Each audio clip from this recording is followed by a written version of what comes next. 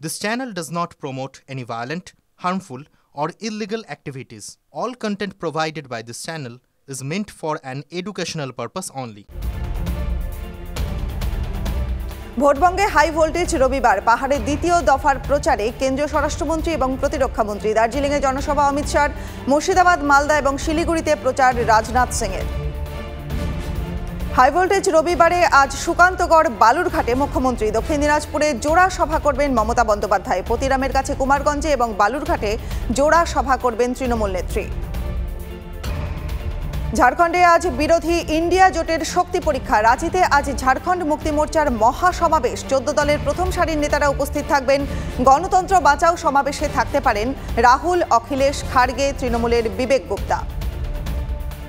দেশের দুর্নীতির স্কুল চালাচ্ছেন প্রধানমন্ত্রী। এজেন্সিগুলিকে এজেন্ট বানিয়ে জামিন ও জেলের খেলা করছে গেরুয়া শিবির।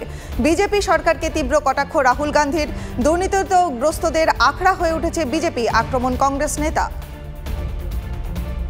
ভোটের কেরালায় তুঙ্গে সিপিএম কংগ্রেস সংঘাত। কেরালার মুখ্যমন্ত্রী বিজেপির সঙ্গে বোঝাপড়া করছেন, তাই বিজেপির সমালোচনা না করে বারবার রাহুল গান্ধী এবং কংগ্রেসকে আক্রমণ করছেন। পিনারাই বিজয়নকে তীব্র আক্রমণ প্রিয়াঙ্কা গান্ধীর।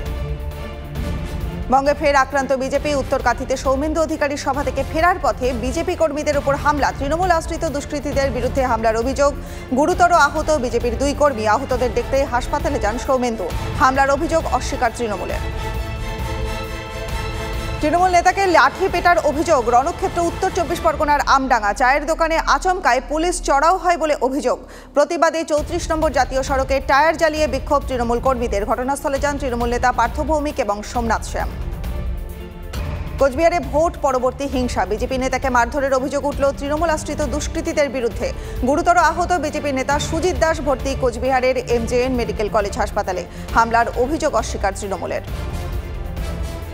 রচনা বন্দ্যোপাধ্যায়ের সমর্থনে তৃণমূলের সভায় কোন্দল প্রকাশ্যে। ফের বিস্ফোরক মনোরঞ্জন ব্যাপারী। বলাগড়ের বিধায়কের ভাষণ মাঝপথে থামিয়ে দেওয়ার অভিযোগ। বারবার অপমানিত, দলের হেলদোল নেই, ক্ষুব্ধ মনোরঞ্জন। কেজরিওয়ালের ব্লাড সুগার বিতর্ক কিছুতেই থামছে না। কেজরির ব্লাড সুগার বিতর্কের রিপোর্ট জমা পড়ল উপরাজ্যপালের কাছে। ইনসুলিন নয়, সুগারের বড়ি খেতেন কেজরি, উল্লেখ রিপোর্টে। জেলে হাই ডায়াবেটিস থাকা সত্ত্বেও মিষ্টি এবং আম খাওয়ার অভিযোগ ওঠে আপ সুপ্রিমোর বিরুদ্ধে। তিহারে দিল্লির মুখ্যমন্ত্রীকে ধীরে ধীরে হত্যার চেষ্টা চলছে। বিস্ফোরক অভিযোগ আপের। সুগার বেড়ে যাওয়া সত্ত্বেও অরবিন্দ কেজরিওয়ালকে ওষুধ দেওয়া হচ্ছে না। জেল কর্তৃপক্ষের বিরুদ্ধে গুরুতর অভিযোগ আপ নেতা সৌরভ ভরদ্বাজের। নির্বাচনী বিধিভঙ্গের অভিযোগে DK শিবকুমার, HD কুমারস্বামী এবং BY বিজেন্দ্রের বিরুদ্ধে FIR কমিশনের।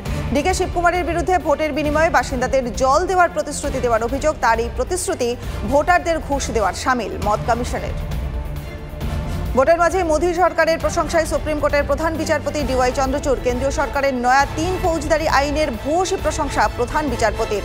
দেশ বদলাচ্ছে, ভারতীয় সমাজে এক নয়া অধ্যায়ের শুরু করতে চলেছে এই 3 ফৌজদারি আইন, মন্তব্য বিচারপতির। ভোট প্রচারে ঝড় তুললেন ওড়িশার সম্বলপুরের বিজেপি প্রার্থী ধর্মেন্দ্র প্রধান। ব্যস্ত রাস্তায় স্কুটি চালাতেও দেখা গেল তাকে। দোকানে দাঁড়িয়ে আমজনতার সঙ্গে গল্প করে চা খেতেও দেখা গেল বিজেপি প্রার্থীকে। ব্যাগ হাতে বাজারে গিয়ে জনসংযোগও সারলেন ধর্মেন্দ্র প্রধান।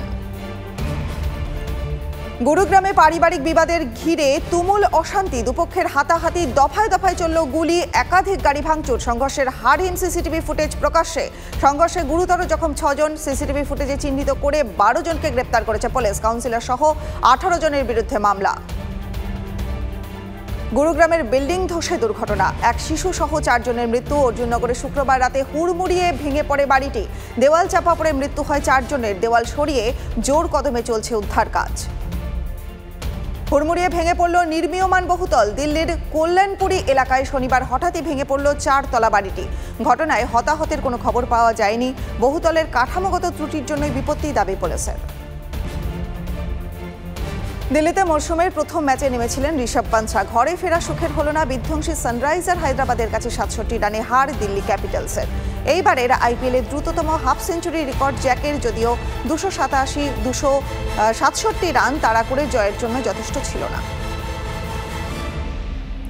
শহরে বিরাট কোহলি। রবিবার মাঠে নামবেন রান মেশিন। ভোটের বাজারেও শহরে বিরাট ঝড়। উন্মাদনা তুঙ্গে, সমস্ত টিকিট সোল্ড আউট। রবিবার দুপুরে বিরাট ইনিংস দেখতে তীব্র দাবদাহকেও হার মানাতে তৈরি ক্রিকেট জনতা। সুনীল নারিনকে টি-20-র কিংবদন্তি বলে দিলেন গৌতম গম্ভীর। বল হাতে ম্যাজিক দেখাচ্ছেন তো বটে, ব্যাট হাতেও দুরন্ত তিনি। সেঞ্চুরি, হাফ সেঞ্চুরি, ফুল ছুরি ছোটাচ্ছে। এই নারিনকে বহুদিন আগে খেলতে দেখেছিলেন গম্ভীর, তখন মনে হয়েছে এই ছেলে অনেক দূর যাবে। টি-20 বিশ্বকাপে স্বপ্ন দেখছেন দীনেশ কার্তিক। দুরন্ত ফর্মে রয়েছে আরসিবির কিপার ব্যাটার, তাকে কি বিশ্বকাপের টিমে বিবেচনা করা হবে? রোহিত শর্মা, রাহুল দ্রাবিড়, অজিত আগারকরের ওপর আস্থা রাখছেন। বিশ্বকাপের দলে ঠাঁই পেতে সবকিছু করতে রাজি কার্তিক। ইম্প্যাক্ট প্লেয়ার নিয়ম নিয়ে বিতর্কের শেষ নেই। খোদ রোহিতই এই নিয়ে অখুশি। ভারতীয় টিমের ক্যাপ্টেন মুখ খুলতেই টনক নড়েছে বোর্ডের। ইম্প্যাক্ট প্লেয়ার নিয়মের সংশোধন হতে পারে, উঠেও যেতে পারে। আইপিএল গভর্নিং কাউন্সিলের চেয়ারম্যান অরুণ ধুমাল বলছেন বোর্ড এ নিয়ে আলোচনার জন্য তৈরি। বেঙ্গল প্রো টি-20 লিগে এবার দল কিনল এক সিমেন্ট প্রস্তুতকারক সংস্থা। মেদিনীপুর উইজার্ড নামে খেলতে দেখা যাবে সেই ফ্র্যাঞ্চাইজিকে। লোগো উন্মোচন করেন বাংলার কোচ লক্ষ্মীরতন শুক্লা। আগামী দিনে বাংলা থেকে প্রতিভাবান ক্রিকেটার তুলে আনার উদ্যোগ ফ্র্যাঞ্চাইজির।